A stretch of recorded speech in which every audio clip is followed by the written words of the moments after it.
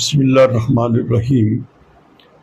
ایک مرتبہ صدر ہندوستان نے مولانا حسین احمد مدنی رحمۃ اللہ علیہ کو ملک کا سب سے بڑا سول اعزاز دینا چاہا کہ ہم آپ کی ان عظیم خدمات کی وجہ سے آپ کو ملک کا یہ سب سے بڑا اعزاز دینا چاہتے ہیں۔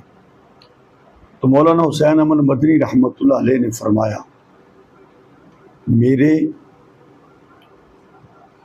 اور میرے بزرگوں کا طریقہ یہ نہیں ہے۔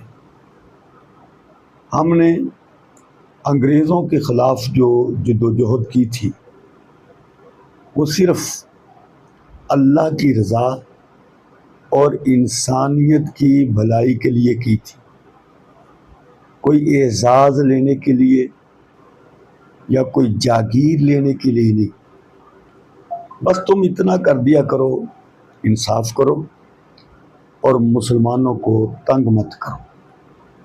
کتنا اخلاص تھا ان حضرات کے عمل میں، کتنا بڑا اعزاز مسترد کر دی اور بتا دیا کہ ہماری جد و جہد کا مقصد کوئی اعزاز یا جاگیر، کوئی ڈگریاں لینا نہیں، بلکہ ہماری جد و جہد کا مقصد اللہ کی رضا اور انسانیت کا تھا۔